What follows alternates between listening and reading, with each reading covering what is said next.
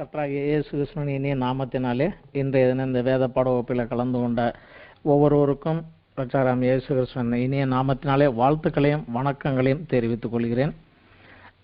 இன்றைய தினம் நமது வேத பாட வகுப்பிலே நாம் கற்றுக்கொள்ளக்கூடிய காரியம், நம்முடைய இப்பொழுது வாழ்கின்ற இந்த யுகம் கிருபையின் யுகம். கிருபையின் யுகம் யோவான் ஸ்நானகன் காலம் முதல் இயேசு கிறிஸ்துவினுடைய இரண்டாம் வருகை வரைக்கு உட்பட்ட இந்த காலகட்டம் கிருபையின் யுகம். இந்த கிருபையின் யுகத்தில் குறிப்பாக சொல்ல வேண்டுமென்றால், யோவான் ஸ்நானகன் காலத்திலிருந்து கிறிஸ்து மரித்து உயிர்த்து பரமேறுதல் வரைக்கும் ஒரு நடுவில் ஒரு கேப், நியாயப்பிரமாணத்தின் முடிவாகவும் கிருபையின் யுகத்தினுடைய ஆரம்பமாகவும் ரெண்டும் சேர்ந்து இருந்தது. பெந்தேகோஸ்தையிலிருந்து கிளியராக இரண்டாம் வருகை வரைக்கும் இந்த காலம் கிருபையின் யுகம் என்று அழைக்கப்படுகிறது. இது ஏன் கிருபையின் யுகம் என்று அழைக்கிறோம் என்றால், ஒரு சில காரியங்கள் நாம் வேதத்தில் படித்துக் கொள்ளலாம். இயேசு கிறிஸ்து மரித்து உயிர்த்து எழுந்த பின்பு 2 சீசர்களுக்கு தரிசனமானார். அவர் நடந்து போகிற போது அவங்ககிட்ட கேட்டுட்டு இருந்தாரு, நீங்க என்ன பேசுறீங்க அப்படின்னா, என்ன ஊர்ல நடந்தது ஒன்றும் தெரியாதாயா அப்படின்னு அவங்க கேட்டாங்க. என்னன்னு கேட்டாரு. நசரேயனாகிய இயேசுவை தான், ஒரு வாக்கிலும் செய்கையிலும் வல்லமை உள்ளவராக இருந்தார். இஸ்ரவேலை அவர் தான் ரட்சிப்பார் நாங்கள் நம்பியிருந்தோம், ஆனால் அவரை சிலுவையில் அரைஞ்சு கொண்டுட்டாங்க அப்படின்னு. அப்பொழுது இயேசு கிறிஸ்து அவருடைய வார்த்தைகளை சிலவற்றை அவர்களுக்கு சொல்ல ஆரம்பித்தார். அதில் லூக்கா 24 விசேஷமாக ஒரு வசனம், 26வது வசனம், 26, 27, கிறிஸ்து இவ்விதமாக பாடுபடவும் தமது மகிமையில் பிரவேசிக்கவும் வேண்டியதில்லையா என்று சொல்லி, மோசே முதலிய சகல தீர்க்கதரிசிகளும் எழுதின வாக்கியங்கள் எல்லாவற்றிலும் தம்மை குறித்து சொல்லியவைகளை அவர்களுக்கு விவரித்து காண்பித்தார். அந்த 2 சீசர்கள் சொல்லுகிற போது, இந்த ஏற்பாடுகள் எல்லாம் சங்கீதங்களிலும் தீர்க்கதரிசிகளிலும் வேத வாக்கியங்களே என்னை குறித்து எழுதியிருக்குதே அப்படின்னு சொன்னார். அதற்கப்புறம் அன்று இரவே எல்லா சீசர்களும் அமர்ந்திருக்கிற போது அவர்கள் மத்தியில் அவர்களுக்கு தரிசனமாகினார். அப்போது அவங்க கொஞ்சம் பயப்படுற போது, உங்களுக்கு சமாதானம் என்று கூறி, ஏன் கலங்குறீங்க, நான் தான் அறியும்படியாக என் கையும் காலையும் தொட்டு பாருங்க அப்படின்னு சொல்றாரு. சொல்லிட்டு கடைசியில் அவங்ககிட்ட பேசுகிற போது 44வது வசனம், லூக்கா 24:44, மோசேயின் நியாயப்பிரமாணத்திலும் சங்கீதங்களிலும் தீர்க்கதரிசியின் ஆகமங்களிலும் என்னை குறித்து எழுதியிருக்கிறவைகள் எல்லாம் நிறைவேற வேண்டியதென்று நான் உங்களோடு இருந்தபோது உங்களுக்கு சொல்லி கொண்டு வந்த விசேஷங்கள் இவைகளே என்றார். ஸோ அந்த 2 இடத்துலையும் சில காரியங்கள் ஓல்ட் டெஸ்ட்மெண்ட்டில் இருந்து அவரை குறித்து என்னென்ன சொல்லப்பட்டு இருந்தது என்பதை குறித்து சில காரியங்கள் அவருக்கு சொன்னார். என்ன சொன்னாருன்னு நமக்கு இங்கே பாயிண்டில் கொடுக்கல, ஆனால் அதிலிருந்து விவரித்து சொன்னார்.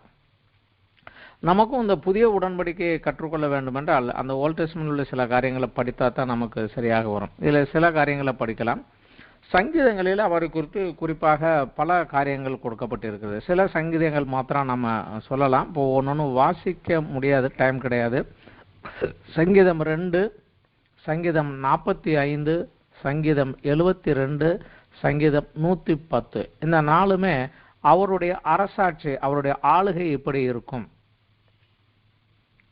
என்று, அவர் ஆளுகிறவராக வருகிற போது எப்படி இருப்பார், அவர் ஆளுகை எப்படி இருக்கும் என்பதை குறித்து அந்த சங்கீதங்கள் எல்லாம் அதை குறித்து சொல்லுகிறது.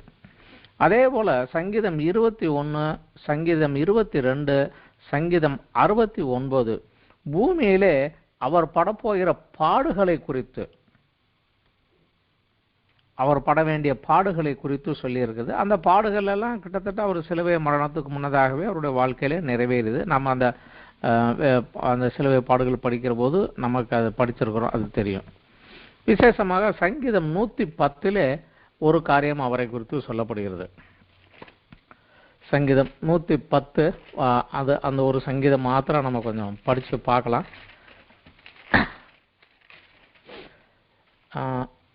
கர்த்தர் என் ஆண்டவரை நோக்கி, நான் உம்முடைய சத்துருக்களை உமது பாதபடியாக்கி போடும் வரை நீர் என் வலது பாரிசத்தில் உட்காரும் என்றார்.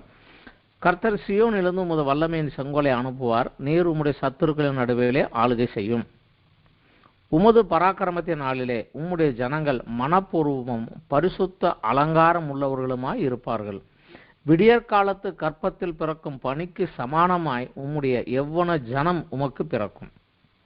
நீர் மெல்கிசேதேக்கின் முறைமையின்படி என்றென்றைக்கும் ஆசாரியராயும் இருக்கிறீர் என்று கர்த்தர் ஆணையிட்டார். மனம் மாறாமலும் இருப்பார்.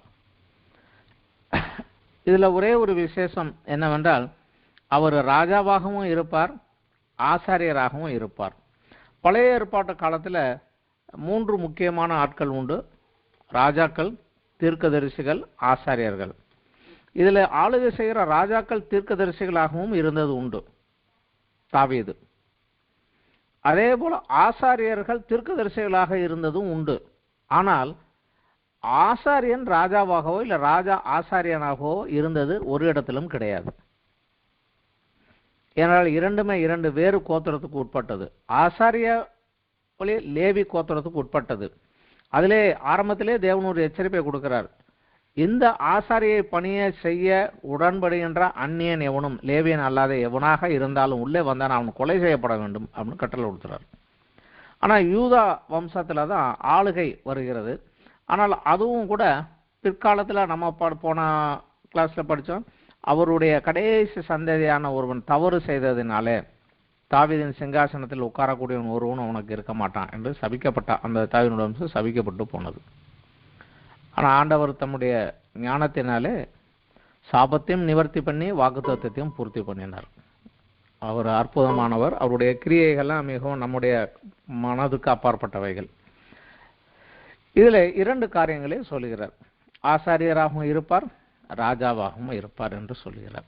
இது சங்கீதங்களிலே. தீர்க்கதரிசிகள் ஆகமத்திலே ஏசாயா அவரை குறித்து ஜாஸ்தியாக சொல்லியிருக்கிறார்.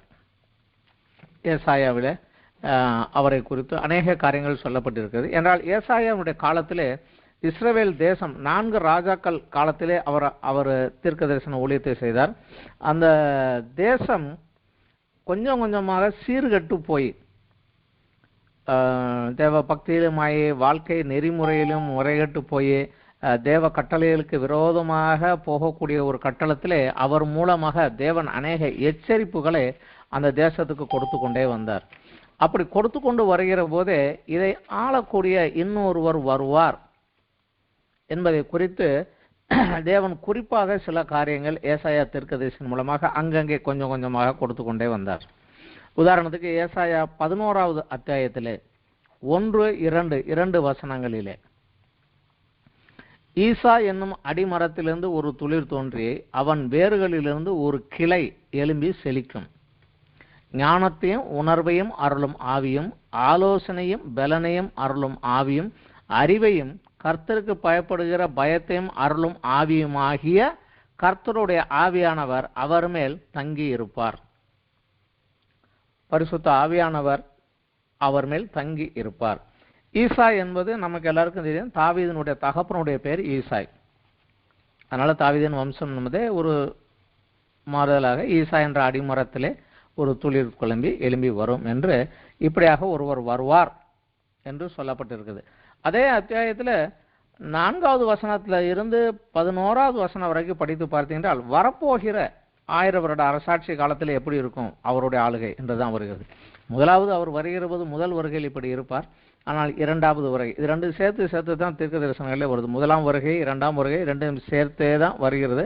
நாம் அதை கொஞ்சம் பிரித்து பார்க்க வேண்டியது நம்ம இடைப்பட்ட காலத்தில் இருக்கனால நமக்கு அது வசதி. அந்த காலத்தில் இருந்தவங்களுக்கு அது முடியல.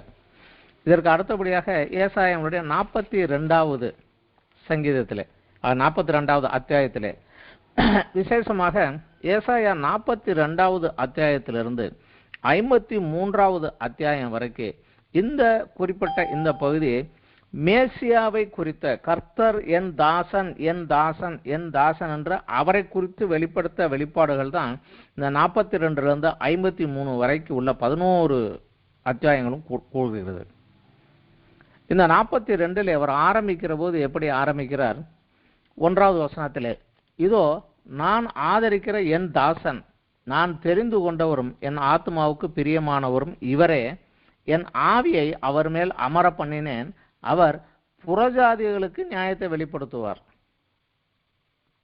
என்று சொல்லுகிறார்.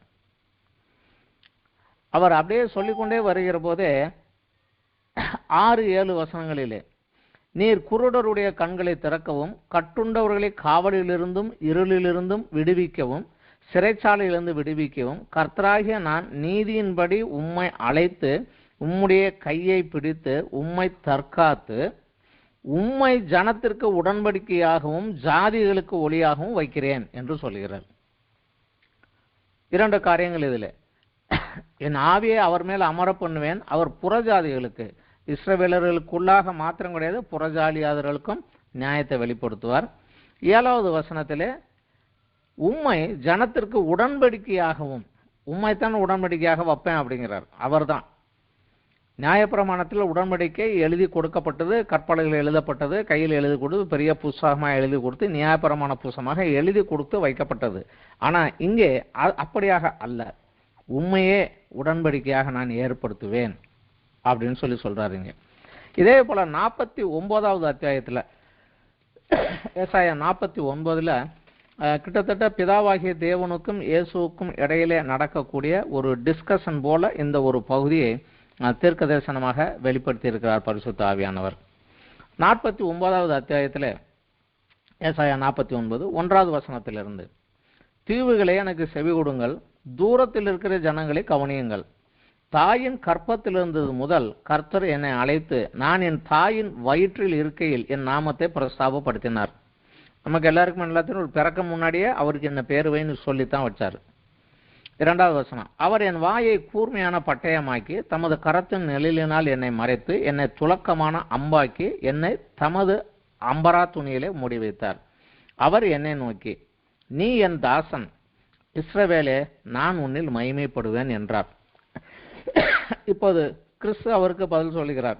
அதற்கு நான் விருதாவாய் உழைக்கிறேன், வீணும் வியர்த்தமுமாய் என் பலனை செலவழிக்கிறேன், ஆகிலும் என் நியாயம் கர்த்தரிடத்திலும் என் பலன் என் தேவனிடத்திலும் இருக்கிறது என்று சொன்னேன். யாக்கோவை தம்மிடத்தில் திருப்பும்படி நான் தாயின் கற்பத்தில் இருந்தது முதல் கர்த்தர் தமக்கு தாசனாக என்னை உருவாக்கினார். இஸ்ரவேலோ சேராதே போகிறது, ஆகிலும் கர்த்தருடைய பார்வையில் கனமடைவேன், என் தேவன் என் பலனாய் இருப்பார் என்று சொல்கிறார். அதாவது அவர் என்ன காரியம் சொன்னாரோ அதை செய்கிறேன், ஆனால் யாக்கோபோ இஸ்ரவேலோ வரவே மாட்டேங்குதே அப்படிங்கிறார். நம்ம எல்லாருக்குமே நன்றாக தெரியும், இயேசு கிறிஸ்து கடைசியாக எருசலேமில் பவனி போகும் முன்னாடி எருசலேமே எருசலேமே, கோழி தன் குஞ்சுகளை கூட்டுக்குள் சேர்த்து அணைக்க முடியும், எத்தனையோ தரம் உன்னை நான் காத்துக்கொள்ள விருப்பப்பட்டேன், ஆனால் நீயோ வராமல் போய்விட்டாய் என்று கண்ணீர் விட்டு அழுது கொண்டு போனார். அதே இதுதான் இங்கேயும் சொல்லுகிறது. இப்பொழுது 6வது வசனத்திலிருந்து பிதாவாகிய தேவன் அவருக்கு ஒரு பதில் கொடுக்கிறார். யாக்கோபின் கோத்திரங்களை எழுப்பவும் இஸ்ரவேலில் காக்கப்பட்டவர்களை திருப்பவும் நீர் எனக்கு தாசனாய் இருப்பது அற்ப காரியமாயிருக்கிறது. நீர் பூமியின் கடைசி பரியந்தமும் என்னுடைய ரட்சிப்பாய் இருக்கும்படி உம்மை ஜாதிகளுக்கு ஒளியாக வைப்பேன் என்கிறார். வெறும் இஸ்ரவேலுக்காக மாத்திரம் நான் அனுப்பல, முழு உலகத்துக்கும் நீ ரட்சிப்பாக, பூமியின் கடைசி பரியந்தம் என்னுடைய ரட்சிப்பாய் இருக்கும்படி உன்னை ஜாதிகளுக்கு ஒளியாக வைப்பேன் என்கிறார்.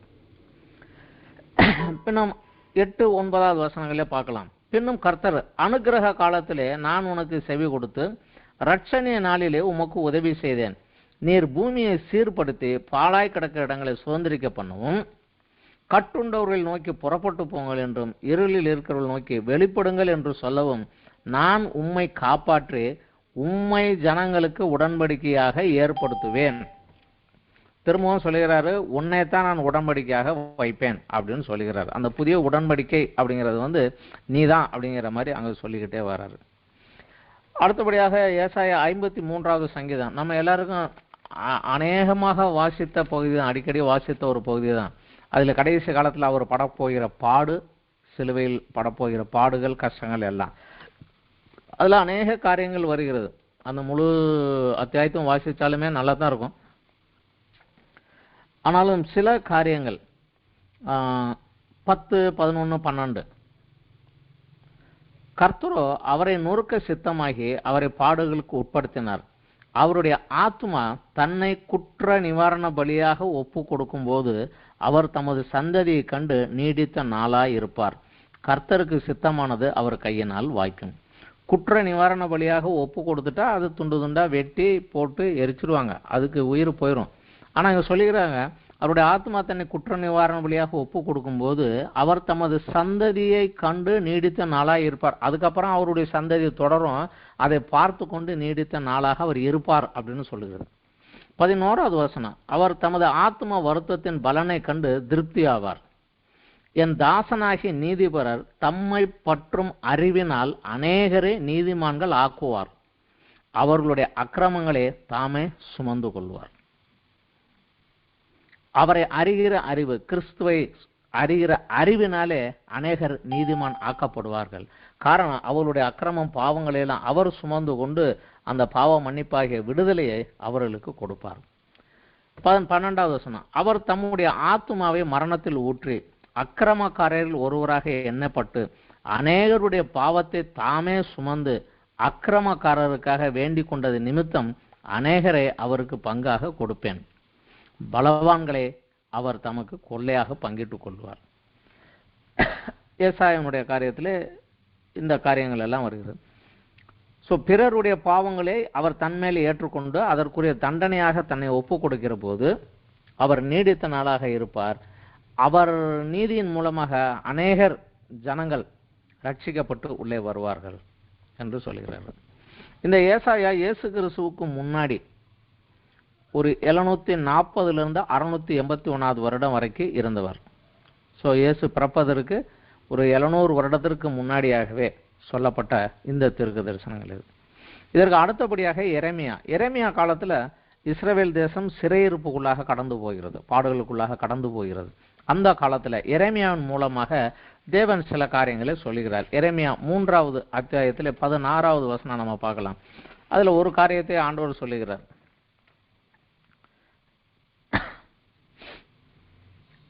16வது வசனம், அதாவது தேசம் தீட்டுப்பட்டுருச்சு, நீங்கள் சிறையிருப்புக்குள்ளே போவீங்க, திருப்பி வருவீங்க அந்த நாட்களிலே என்று சொல்லி அந்த காரியத்தை குறித்து சொல்லி வருகிறாரு. நீங்கள் தேசத்திலே பெருகி பழுகுகிற அந்நாட்களிலே அவர்கள் கர்த்தருடைய உடன்படிக்கை பெட்டி என்று இனி சொல்லுவதில்லை.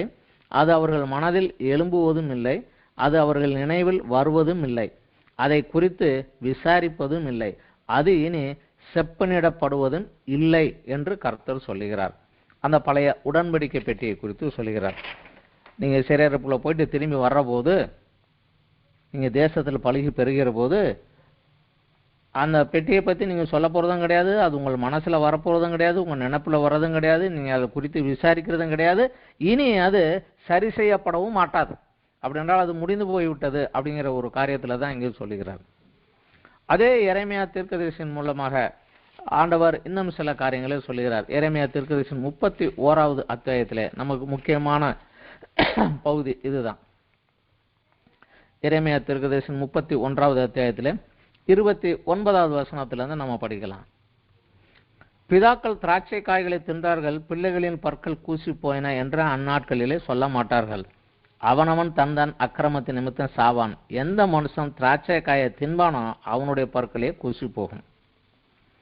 ஆனால் இதற்கு முன்னாடி யாத்திராமத்தில் சொன்னார், தகப்பனுடைய பாவத்தின் நிமித்தம் 3-4 தலைமுறை வரைக்கும் நான் விசாரிப்பேன்னாரு. ஆனால் இங்கே அது ஆண்டவர் கொஞ்சம் மாத்துறாரு. அப்பா செஞ்ச தப்புக்காக பிள்ளை கஷ்டப்படணுங்கிற அவசியம் கிடையாது. அவன் அக்கிரமத்தின் நிமித்தம் சாவான். 31, இதோ நாட்கள் வரும் என்று கர்த்தர் சொல்லுகிறார். அப்போது இஸ்ரவேல் குடும்பத்தோடும் யூதா குடும்பத்தோடும் புது உடன்படிக்கை பண்ணுவேன். புது உடன்படிக்கை, இதுதான் புதிய உடன்படிக்கை பண்ணுவேன். நான் அவர்கள் பிதாக்களை எகிப்து தேசத்திலிருந்து அழைத்து வர கைப்பிடித்த நாளிலே அவர்களோடு பண்ணின உடன்படிக்கையின்படி அல்ல. ஏனெனில் நான் அவர்கள் நாயகராயிருந்தும் அந்த என் உடன்படிக்கை அவர்கள் மீறி அவமாக்கி போட்டார்களே. ஸோ அந்த பழைய உடன்படிக்கை இவங்க மீறிட்டாங்க, அதை உடைச்சிட்டாங்க. அதனால் நான் அந்த உடன்படிக்கை விட்டுட்டு வேற பண்ணுவேங்கிறது. 33, அந்நாட்களுக்கு பிறகு நான் இஸ்ரவேல் குடும்பத்தோடு பண்ண போகிற உடன்படிக்கை யாவது. அந்த உடன்படிக்கை எப்படி இருக்கும்னு சொல்கிறார். நான் என் நியாய பிரமாணத்தை அவர்கள் உள்ளத்திலே வைத்து அதை அவர்கள் இருதயத்திலே எழுதி நான் அவர்கள் தேவனாய் இருப்பேன், அவர்கள் என் ஜனமாய் இருப்பார்கள் என்று கர்த்தர் சொல்லுகிறார். இனி ஒருவன் தன் அயலானையும் ஒருவன் தன் சகோதரனை நோக்கி கர்த்தரை அறிந்துகொள் என்று போதிப்பதில்லை. அவர்கள் சிறியவன் முதல் பெரியவன் மட்டும் எல்லாரும் என்னை அறிந்து கொள்வார்கள் என்று கர்த்தர் சொல்லுகிறார். நான் அவர்கள் அக்கிரமத்தை மன்னித்து அவர்கள் பாவங்களை இனி நினையாதிருப்பேன். இதுதான் புதிய உடன்படிக்கை.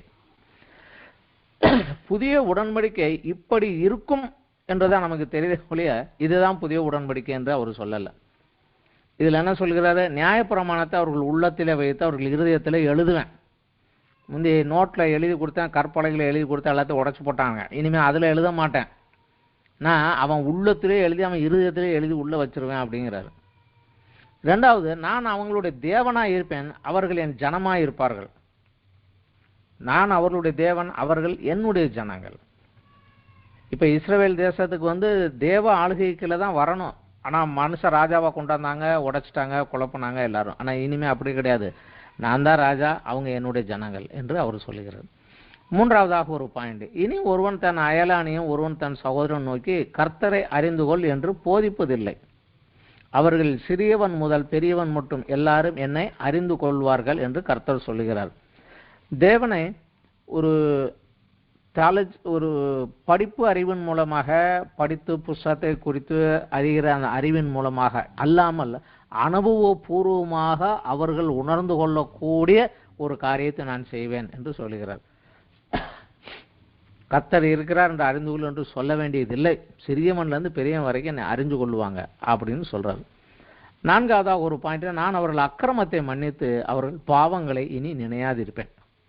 4 காரியங்கள் இங்கே சொல்லுகிறார். இதுதான் புதிய உடன்படிக்கை என்று சொல்லுகிறார். இந்த புதிய உடன்படிக்கையில ஒரு விசேஷம் என்ன என்றால், இது ஒவ்வொரு இண்டிவிஜுவலோடு பண்ணக்கூடிய ஒரு உடன்படிக்கையாக வருகிறது. இது பழைய நியாயப்பிரமாணத்தை போல ஒரு தேசத்தோடு, ஒரு குரூப் ஆஃப் பீப்புள், இஸ்ரவேலுடைய 12 கோத்திரங்கள், இந்த 12 கோத்திரம் 6,00,000 பேர் இருந்தாங்க. 6,1230 ஆண்கள், 20 வயதிற்கு மேற்பட்டவர்கள், பெண்கள் பிள்ளைகள் சிறுவர்கள்லாம் கணக்கில் சேர்க்காம அவர்களோடு பொதுவாக அந்த உடன்படிக்கை பண்ணினார். இது அப்படி கிடையாது, இண்டிவிஜுவலா ஒவ்வொருவோடு பண்ணக்கூடிய, இது இண்டிவிஜுவல் பர்சனோட தான் இது டீல் ஆகுது இந்த கவர்னண்ட். இதற்கு பிற்பாடு இறைமையா காலத்துக்கு பிற்பாடு சிறையிருப்புக்குள்ள போனாங்க, கஷ்டத்துக்குள்ள அனுபவிச்சாங்க. திரும்ப சிறையிருப்பிலிருந்து வந்தபோது 3 தீர்க்கதரிசிகள் விசேஷமாக அந்த காலத்தில் ஊழியம் செய்தார்கள். ஹாகாய் தீர்க்கதரிசி, சகரியா தீர்க்கதரிசி, மல்கியா தீர்க்கதரிசி. இவர்கள் தான் அந்த இஸ்ரவேல் வரலாற்றினுடைய கடைசி காலகட்டத்தினுடைய தீர்க்கதரிசிகள். சிறையிருப்பிலிருந்து திரும்பி வந்து அந்த தேசத்தில் ஆலயத்தை கட்டி எழுப்புகிற போது இருந்த தீர்க்கதரிசிகள். இதில் ஆகாய் தீர்க்கதரிசி கிறிஸ்துவுக்கு ஏறக்குறைய 500 வருடங்களுக்கு முந்தி உள்ளவர். அவருடைய காலத்தில் தான் அந்த ஆலயத்தை எழுப்பி கட்டுறாங்க. ஆலயத்தை கட்டணும் அப்படிங்கிறாங்க.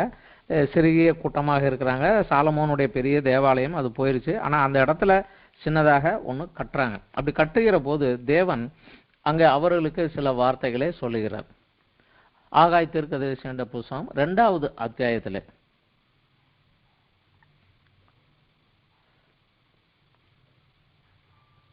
6-7 வசனங்கள் நம்ம படிக்கலாம்.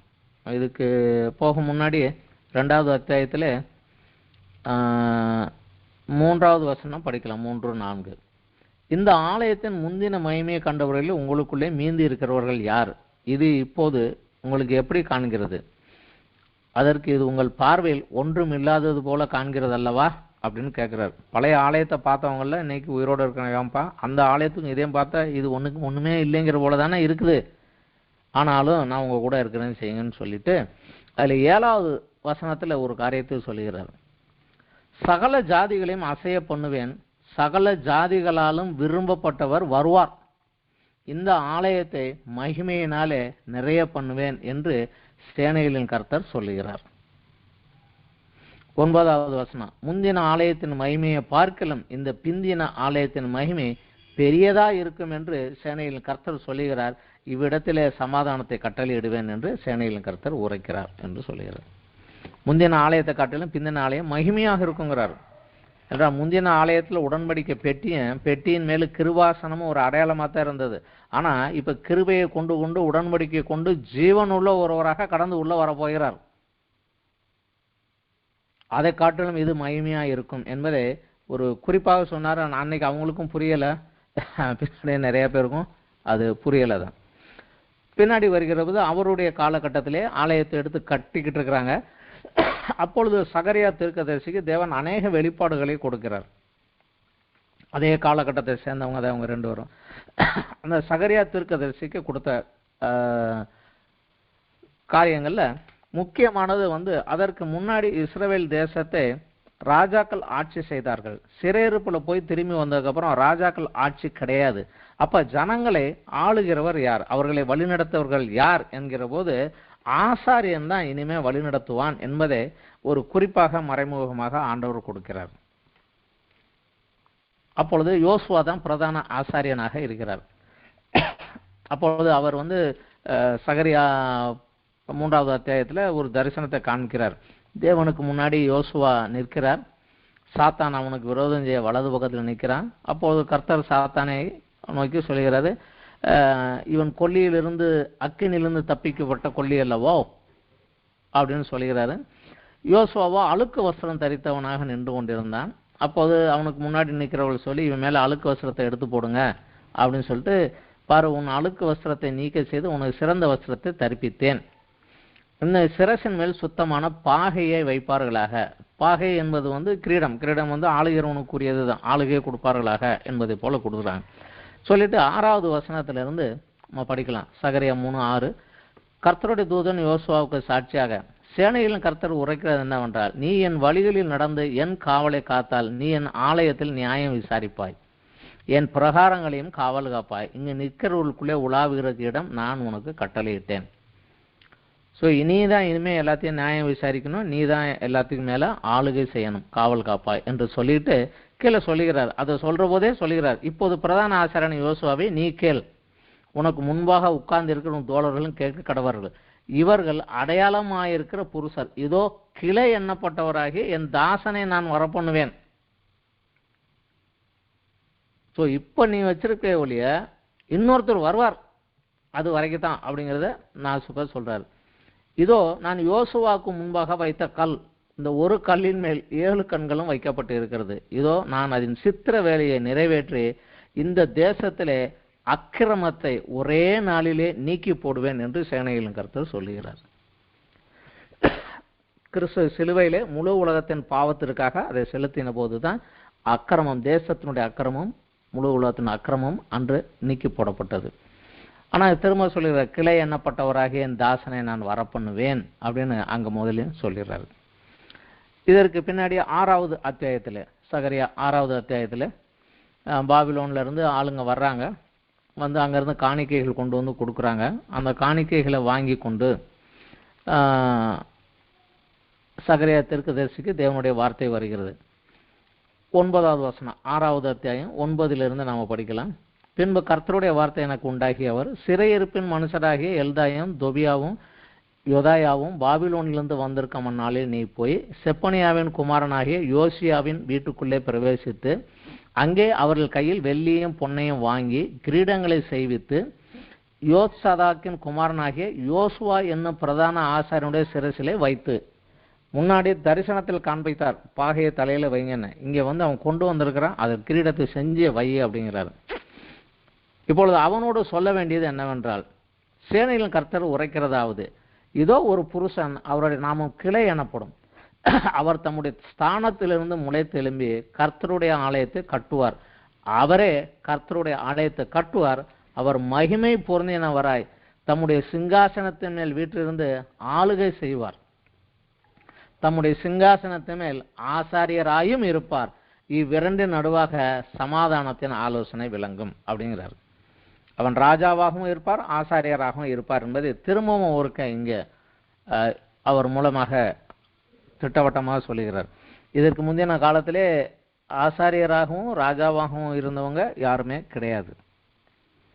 ஒரே ஒரு ராஜா தேவனுக்கு தூபம் காட்டுவதற்காக உள்ளே போனான். ஆண்டவருக்கு ரொம்ப பிரியமான ஒரு மனுஷன் தான். இவன் துணிச்சலா உள்ளே போனான். போன உடனே குஷ்ரோகம் அவனை வெளியே விரட்டி விட்டாங்க. பழைய ஏற்பாடு சட்டத்தில் இருக்கிறது. அதே போல் முதல் ராஜா சவுல், சாமுவேல் வருவதற்கு முன்னதாக பலிபீடத்தில் ஏறி பலியை செலுத்த போயிட்டாரு. அதனால ஆண்டவர் சொல்றாரு, உன்னை ராஜா சொன்னதை வெளியே போட்டுருவேன், இனிமேல் நீ ராஜா கிடையாடான்னு தூக்கி போட்டாரு. ஸோ இந்த வேலையில் அவங்க கை வைக்கக்கூடாது, அவங்க வேலையில் இவங்க கை வைக்கணும். ஆனால் இங்கே சொல்லுகிறார், ஒருவர் வருவார், அவருக்கென்று இருப்பார் என்று சொல்லுகிறார். அதே இதிலேயே சகரியா 6லேயே 9வது அத்தியாயத்தில், சகரியா 9வது அத்தியாயத்தில் சில காரியங்களை சொல்கிறார். இந்த காரியங்களை நம்ம அநேக நேரங்களில் நம்ம வேதத்திலே சபைகளிலே நம்ம அநேக நேரங்களில் நம்ம இதை கேள்விப்பட்டு இருக்கிறோம். சகரியா 9வது அத்தியாயம் 9வது வசனத்திலே இருந்து 11வது வசனம் வரைக்கும். சீயோன் குமாரத்தியே மிகவும் கலிகூறு, எருசலேம் குமாரத்தியே கெம்பீரி, இதோ உன் ராஜா உன்னிடத்தில் வருகிறார். அவர் நீதி உள்ளவரும் ரட்சிக்கிறவரும் தாழ்மையுள்ளவரும் கழுதையின் மேலும் கழுதை குட்டியாகிய மரியின் மேலும் ஏறி வருகிறவருமாய் இருக்கிறார். கிறிஸ்து கடைசியாக பவனியாக வந்தபோது, எருசலேமுக்குள் வந்தபோது அப்படித்தான் வந்தார்.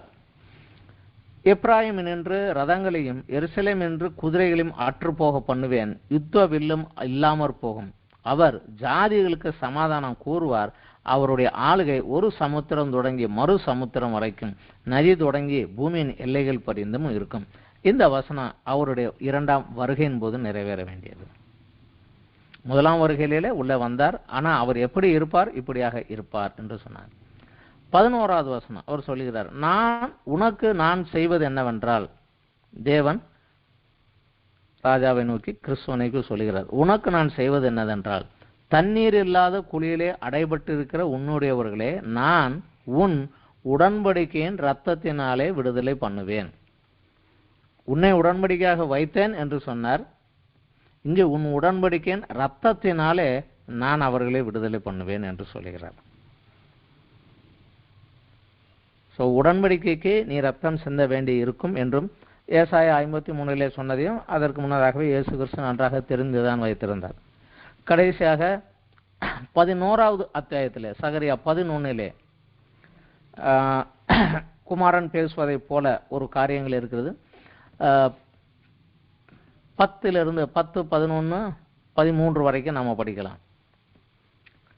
அனுகிரகம் எனப்பட்ட என் கோலை எடுத்து நான் அந்த ஜனங்களோடு பண்ணியிருந்த என் உடன்படிக்கை அற்று போகும்படி அதை முறித்து போட்டேன். அனுகிரகம் என்றால் கிருபை. கிருபையாக அவர்களுக்கு இறங்கி கிருபையாக செய்யக்கூடிய ஒரு கோலினாலே அவர்களை மேய்த்தேன். ஆனால் அவங்க அது சரியாக வரல, அதனால அந்த உடன்படிக்கையை முறித்து போட்டேன். அந்நாளிலே அது அற்று போயிற்று. அப்படியே மந்தையில் எனக்கு காத்திருந்த சிறுமைப்பட்டவைகளும் அது கர்த்தருடைய வார்த்தை என்று அறிந்து கொண்டன. உங்கள் பார்வைக்கு நன்றாய் கண்டால் என் கூலியை தாருங்கள், இல்லாவிட்டால் இருக்கட்டும் என்று அவரோடு சொன்னேன். அப்போது எனக்கு கூலியாக 30 வெள்ளிக்காசை நிறுத்தார்கள். கர்த்தரை நோக்கி அதை குயவனிடத்தில் எரிந்துவிடு என்றார். இதுவே நான் அவர்களால் மதிக்கப்பட்ட மேன்மையான மதிப்பு. நான் அந்த 30 வெள்ளிக்காசை எடுத்து அவைகளை குயவனுக்கென்று கர்த்தருடைய ஆலயத்தில் எரிந்து விட்டேன். நம்ம எல்லாருக்கும் நன்றாக தெரியும், யூதாசு இயேசு கிறிஸ்துவை காட்டி கொடுப்பதற்கு 30 வெள்ளிக்காசு தான் கிரயமாக பேசினா. அவர் தண்டிக்கப்பட்டார் என்று அறிந்தவுடனே பிரதான ஆசாரியர் திரும்பி வந்து குற்றமற்ற ரத்தத்தை காட்டி கொடுத்தா எந்த அவங்க காசுனா அவங்க வாங்க மாட்டேன்ட்டாங்க, அது ஓம்பாடு அப்படின்ட்டாங்க. உடனே அந்த காசை தேவாலயத்தில் வீசி எரிந்து விட்டு அவன் தூக்கு போட்டுக்கொண்டு செத்து போனான். அப்போ அது ஆசாரியர்கள், இது ரத்த கிரயமான காசு, இதை உண்டியலுக்குள்ளே போடக்கூடாது, அதனால அந்நியர்கள் வந்து அடக்கம் பண்ணுவதற்காக ஒரு நிலத்தை விலைக்கு வாங்கணும், ஒரு குயவனுடைய நிலத்தை விலைக்கு வாங்கினாங்க. அதனால இன்றைய வரைக்கும் அந்த நிலத்துக்கு பேர் இரத்த நிலம் என்று அழைக்கப்படுகிறது என்று வந்து நமக்கு வேதத்தில் நம்ம வாசிக்கலாம். அந்த வார்த்தை அப்படியே இங்கே நிறைவேறியது. எவ்வளவு நாள் கழித்து? கிட்டத்தட்ட 500 வருடங்களுக்கு பிற்பாடு. இதற்கு அடுத்தபடியாக கடைசியாக வந்த ஒரு தீர்க்கதரிசி, மல்கியா தீர்க்கதரிசி. அவருக்கு அப்புறம் தேவன் பேசவே இல்லை, 400 வருடங்கள் பேசவே இல்லை. கிறிஸ்து வருகிற வரைக்கும் 400 வருடங்கள் எந்த தீர்க்கதரிசியும் எழும்பவும் இல்லை, எந்த தீர்க்கதரிசியும் ஜனங்களுக்கு ஒன்றும் உரைக்கவும் இல்லை. இந்த மல்கியா தீர்க்கதரிசி ஒரு காரியத்தை சொல்லுகிறார். அத்தியாயம் 3 மல்கியா 3 மல்கியா வாசித்து பார்த்தால் அவர் ஆசாரியர்களையும் லேவியர்களையும் தான் தேவன் வந்து குறை சொல்லி, நீங்க இப்படிலாம் தப்பு பண்ணீங்க, இப்படிலாம் தப்பு பண்ணீங்கன்னா அவங்கள திட்டுறாரு. அதுல வருகிற போது ஒரே காரியத்தை எழுதுகிறார். அத்தியாயம் 3 1, 2 வார்த்தைகள் படிக்கலாம். இதோ நான் என் தூதனை அனுப்புவேன், அவன் எனக்கு முன்பாய் போய் வழியை ஆயத்தம் பண்ணுவான். அது யார் என்று நமக்கு எல்லாருக்கும் தெரியும், யோவான் ஸ்நானகன். அப்பொழுது நீங்கள் தேடுகிற ஆண்டவரும் நீங்கள் விரும்புகிற உடன்படிக்கையின் தூதனுமானவர் தம்முடைய ஆலயத்திற்கு தீவிரமாய் வருவார். இதோ வருகிறார் என்று சேனைகளின் கர்த்தர் சொல்லுகிறார். அவர் வர்றது ரொம்ப சமீபத்தில் வந்து சீக்கிரம் வந்துருவார் அப்படிங்கிற மாதிரி சொல்லுகிறார். ஆனாலும் அவர் வரும் நாளை சகிப்பவன் யார்? அவர் வெளிப்படுகையிலே நிலை நிற்பவன் யார்? அவர் புடமிடுகிறனுடைய அக்னியைப் போலவும் வண்ணாருடைய சவுக்காரத்தைப் போலவும் இருப்பார். அவர் உட்கார்ந்து வெள்ளியை புடமிட்டு சுத்திகரித்து கொண்டிருப்பார். லேவியின் புத்திரரை சுத்திகரித்து அவர்கள் கர்த்தருடையவர்களாய் இருக்க முடிக்கும் நீதியாய் காணிக்கை செலுத்த முடியாகும் அவர்களை பொன்னை போலவும் வெள்ளியை போலவும் புடமிடுவார். இதை லேவியர்கள் யாரும் மனசுல வச்சிருக்கிற மாதிரி தெரியல. ஆனா இயேசுனுடைய வாழ்க்கையில் ஒரு சமாரிய பெண் இந்த கேள்வி கேட்டார். தாகத்து குடிக்க போகிற போது அவர் சொன்னபோது அவ இயேசு கிட்ட சொல்றாரு, மேசியா வருவார்னு எனக்கு தெரியும், அவர் வரைகிற போது எங்களுக்கு இதையெல்லாம் சொல்லி கொடுப்பாரு அப்படிங்கிறார். உன்னோடு பேசுகிற நான் தான் அவர் அப்படின்னு அவர் சொன்ன உடனே தான் அவள் ஆச்சரியத்தோட ஊருக்குள்ளே ஓடி போய், நான் ஒரு மனிதனை சந்தித்த மேசியாவை வந்து பாருங்கன்னு எல்லாரையும் ஒரு ஊரையே கூட்டிட்டு வந்தான். அவர்களுக்கு இருந்த ஒரு அறிவு. ஆனால் இந்த வேத பாரகர்களுக்கோ இவர்களுக்கோ அந்த காலங்கள் இல்லை. இந்த காரியங்கள் ஏற்கனவே வேதத்திலே தீர்க்கதரிசிகள் மூலமாக சங்கீதங்கள் மூலமாக இப்படியாக இது மாறும் என்று தேவன் முன்னதாகவே கொடுக்கப்பட்டிருந்த ஒரு காரியங்கள் தான் இது. இயேசுவும் வந்தபோது அவர் சொல்லுகிறார், மத்தேயு 5:17-18 நியாயப்பிரமாணத்தை அழிக்க அல்ல நிறைவேற்றவே வந்தேன் அப்படிங்கிறார். அப்புறம் 7:12 சொல்லுகிறாரு, பிறர் உங்களுக்கு என்ன செய்ய வேண்டும் என்று விரும்புகிறீர்களோ அதை நீங்கள் செய்யுங்கள், இதுதான் நியாயப்பிரமாணம் அப்படிங்கிறாரு. அதே மத்தேயு 22 உன் பிதாவாகிய தேவனிடத்தில் முழு இருதயத்தோடும் முழு பலத்தோடும் முழு அன்போடும் நீ அன்பு கூறுவாயாக. இதற்கு ஒப்பாய் இருக்கக்கூடிய 2ஆம் கற்பனை, நீ உன்னை நேசிப்பதுள்ள பிறரிடத்திலும் அன்பு கூறுவாயாக. இவ்விரண்டு கற்பனைகளிலும் நியாயப்பிரமாணம் முழுமையும் தீர்க்கதரிசனங்களும் அடங்கிவிட்டது என்று சொல்லுகிறார். நியாயப்பிரமாணத்தை முறிக்கல, நியாயப்பிரமாணத்தை நிறைவேற்றுவதற்கே வந்தேன் என்று சொல்லுகிறார். இந்த காரியங்களை நாம் இன்னும் தெளிவாக விளங்கிக் கொள்ள வேண்டுமென்றால் வேதத்திலே நம்ம படிக்க வேண்டிய பகுதி கொஞ்சம் அதிகம் உண்டு. குறிப்பாக எபிரேயர் 1-12 சாப்டர் வரைக்கும், ரோமர்ல 1-9 சாப்டர் வரைக்கும், இந்த ரெண்டுமே இந்த கிறிஸ்து எப்படி நமக்கு புதிய உடன்படிக்கையின் மத்தியஸ்தராகி அவர் மூலமாக நாம் இந்த பெற்றுக்கொண்டோம் என்பதைத்தான் டீட்டெயிலாக விளக்குகிறாங்க. ரோமர் 1-9 அத்தியாயம் வரைக்கும் மெதுவா நிதானமா படிச்சா அதுல இதுதான் இருக்கு. எபிரேயர் 1-12 அத்தியாயம் வரைக்கும் கிறிஸ்து எப்படி புதிய உடன்படிக்கையின் மத்தியஸ்தரானார் என்றுதான் சொல்லியிருக்கு. இயேசு கிறிஸ்துவும் தான் காட்டி கொடுக்கிற ராத்திரிக்கு முன்னால மத்தேயு 26, 26, 28 வசனங்களில் நம்ம பார்க்கலாம். அவர் தன்னை காட்டி கொடுப்பதற்கு முன்னதாக அந்த நாளிலே அவர் தன்னுடைய சரீரத்தை எடுத்துக்கொண்டு 26வது வசனம், 26வது அத்தியாயம் 26, 27, 28 வசனம் படிக்கலாம். அவர்கள் போஜனம் பண்ணுகையில் இயேசு அப்பத்தை எடுத்து ஆசீர்வதித்து அதை பிட்டு சீசர்களுக்கு கொடுத்து, நீங்கள் வாங்கி புசியுங்கள், இது என்னுடைய சரீரமாய் இருக்கிறது என்றார். பின்பு பாத்திரத்தை எடுத்து ஸ்தோத்திரம் பண்ணி அவர்கள் கொடுத்து, நீங்கள் எல்லாரும் இதிலே பானம் பண்ணுங்கள், இது பாவ மன்னிப்பு உண்டாகும்படி அநேகருக்காக சிந்தப்படுகிற புதிய உடன்படிக்கைக்குரிய என்னுடைய இரத்தமாய் இருக்கிறது என்று சொன்னார்.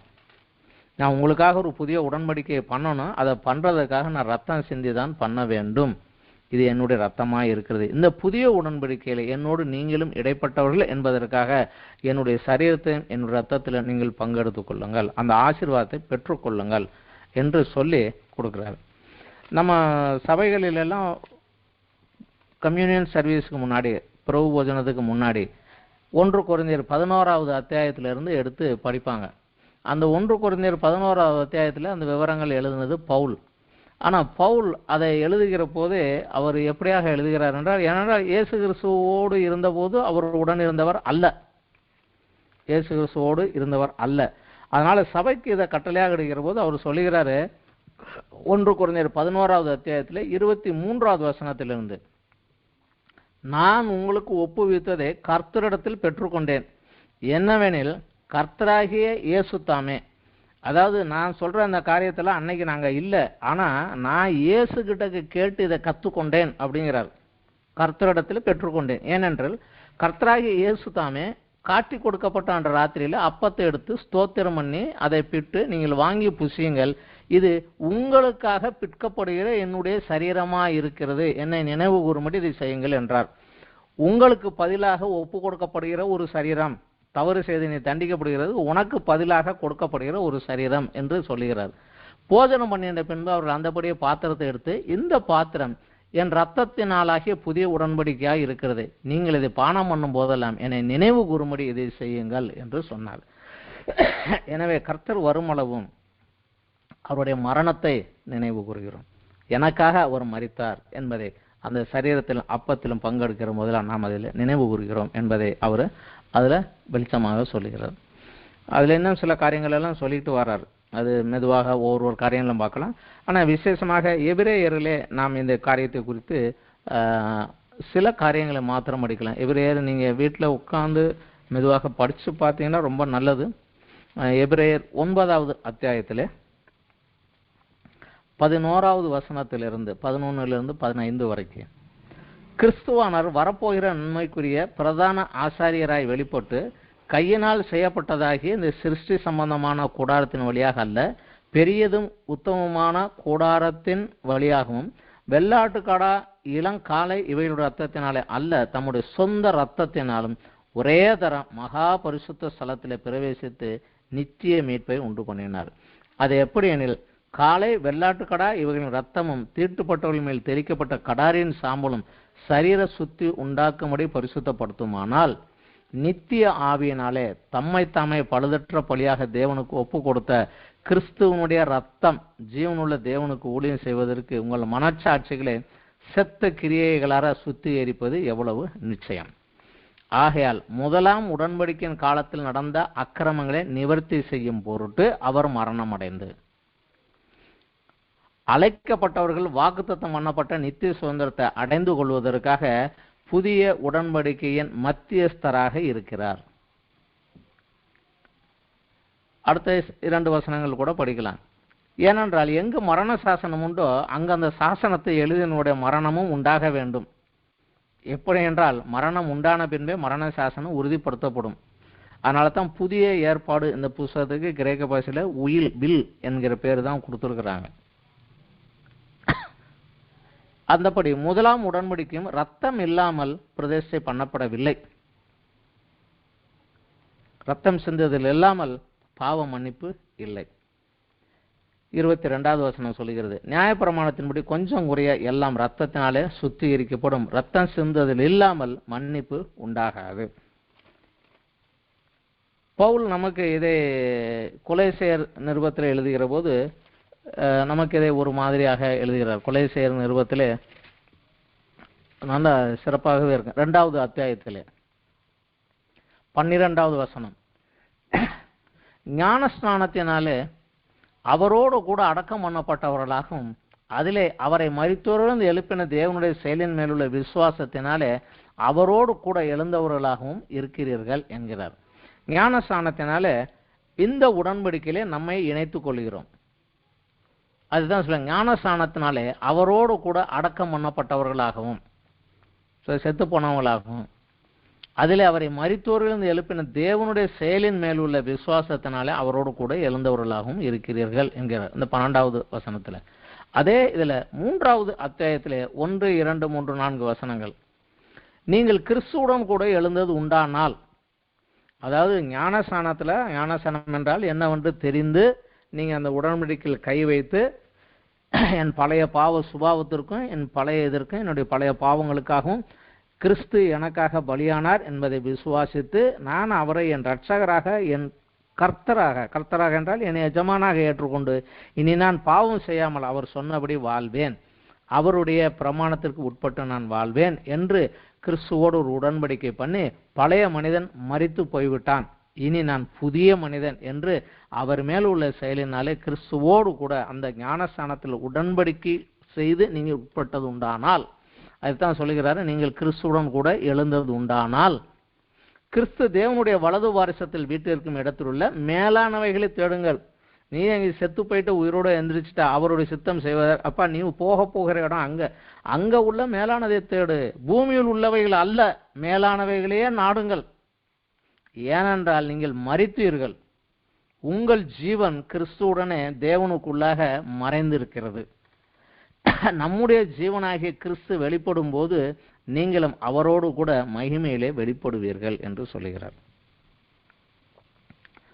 எப்பொழுது நான் ஞானஸ்நானம் எடுத்தனோ அப்பொழுது நான் மரித்து போய்விட்டேன். உதாரணத்துக்காக ஒரு மனிதனுக்குள்ள ஒரு குழந்தை பிறக்க வேண்டும் என்றால் தகப்பனிடத்திலிருந்து ஜீவனும் தாயிடத்திலிருந்து சரீரத்தையும் பெற்று வெளியே வரும். ஆனால் ஞானஸ்நானத்தில் நான் உள்ள போகிற போது இந்த சத்தியத்தை சரியாக உணர்ந்தவனாக, இந்த சத்தியத்தின்படியாக உடன்படிக்கை செய்து நான் ஞானஸ்நானத்தில் போகிற போது என் தகப்பனிடத்திலிருந்து நான் பெற்ற அந்த ஜீவன், அந்த பாவ பண்ணின அந்த ஒரு ஜீவன் மரித்து போய் கிறிஸ்துவோடு கூட போய் தேவனிடத்தில், தேவன் தான் ஜீவன் கொடுத்தார், அவர்கிட்ட போயிருச்சு. இப்போ நான் உள்ள போயிட்டேன். நான் எழுந்த போது எனக்குள்ளே இருக்கிற ஜீவன் கிறிஸ்துவனுடைய ஜீவன், கிறிஸ்துவனுடைய ஜீவன் எனக்குள்ளாக இருக்கிறது. அதனால தான் பவுல் எபேசு சபைக்கு எழுதுகிற போது விசுவாசத்தினாலே கிறிஸ்து உங்கள் ஆத்மாவில் வாசமாயிருக்கும்படியே நான் உங்களுக்காக வேண்டிக் கொள்கிறேன் என்று சொல்லுகிறார்.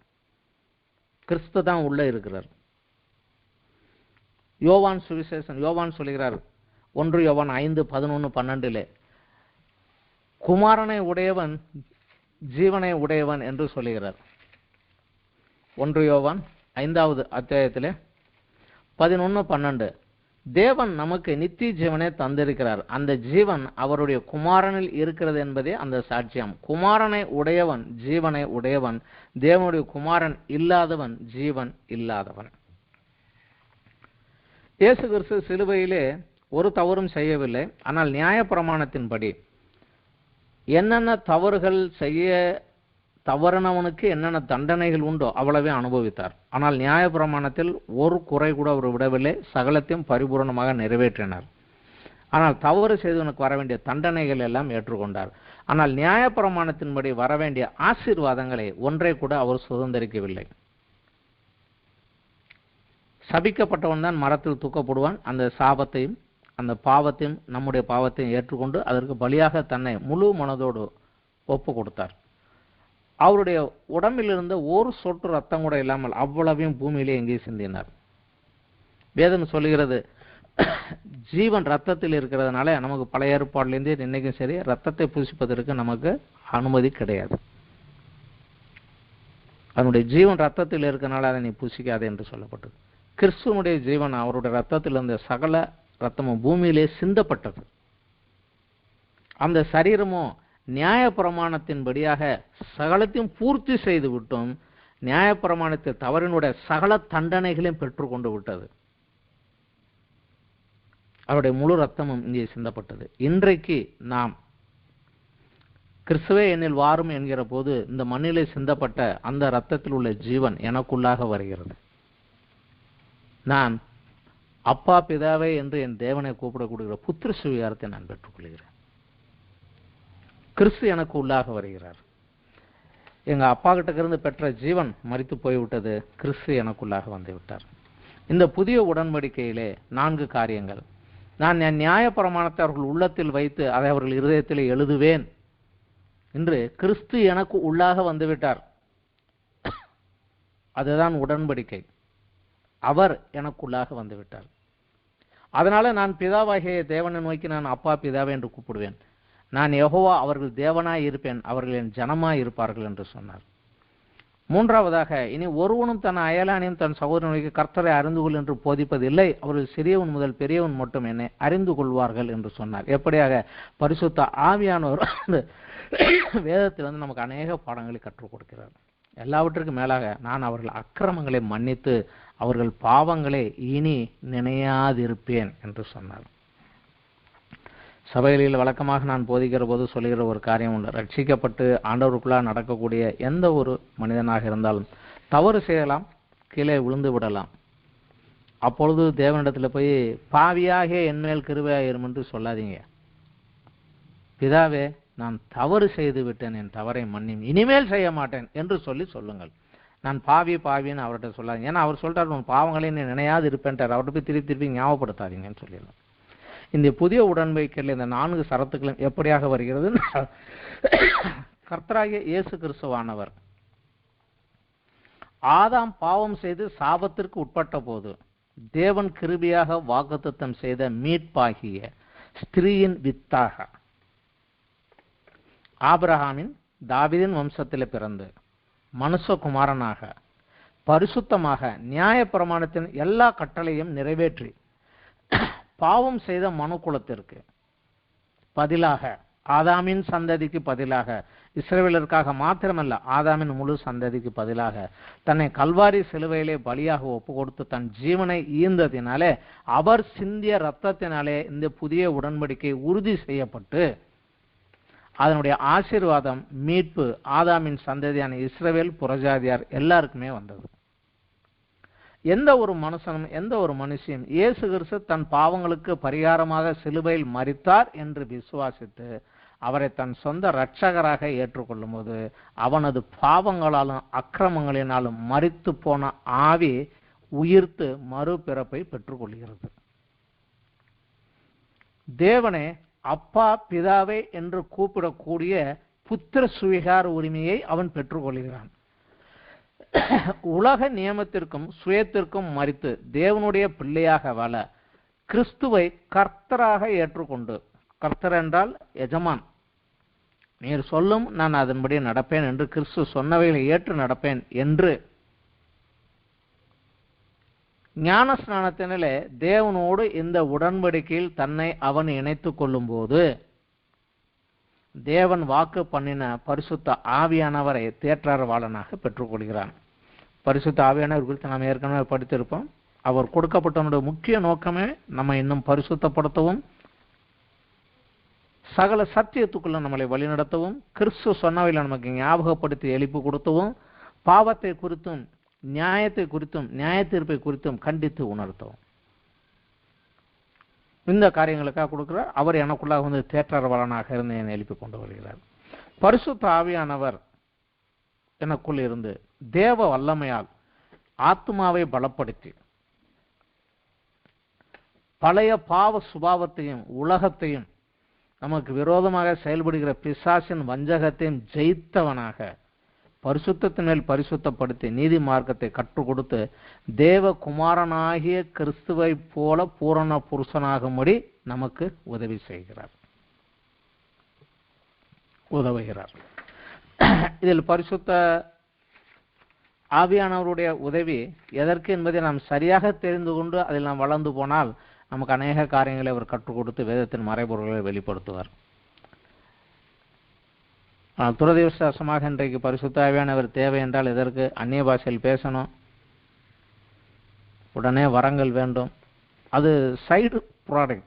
ஆவின் கனிகள் பெருகுகிற போது வரங்கள் தானாகவே எந்த நோக்கத்திற்காக தேவன் அழைத்தாரோ, எந்த இடத்தில் வைத்திருக்கிறாரோ அந்த இடத்துல என்ன வரம் செயல்பட வேண்டுமோ அதை ஆவியானவர் தானாகவே கொடுத்து செயல்படுத்துவார்.